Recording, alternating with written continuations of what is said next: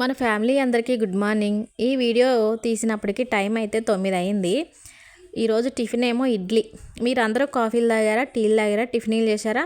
నేనైతే టిఫిన్ చేయలేదు. ఈ వీడియో తీయబోయే టయానికి నా కడుపులో ఎలకలు లకలకలకలక అనుకుంటా అటు ఇటు ఉరుకులు పెడుతున్నాయి. ఆకలి అవుతుందని మా ఆయన గారికి ఫోన్ చేశా. ఆయన గారు తోటకి వెళ్ళారు కదా, వస్తున్నారా, ఇడ్లీ పొయ్యి మీద వేసానా అని ఫోన్ చేస్తే ఆయన గారు ఏమో అమ్మమ్మమ్మో నువ్వు ఇప్పుడే ఇడ్లీ వేయబాకు, అందుకైతే మీరిద్దరూ ఇడ్లీ వేసుకొని తినండి, బంగారు నువ్వు తినండి, కానీ నాకైతే మందు కొట్టుడు కాలేదు, ఇంకా అర్ధగంట పైనే పట్టిద్ది, కావాలంటే మీరిద్దరు ఇడ్లీ వేసుకొని తినండి అన్నారు. ఈ బంగారు చూస్తేనేమో ఇంకా నిద్ర లేవలేదు, నాకేమో ఆకలి ఫుల్గా అవుతుంది.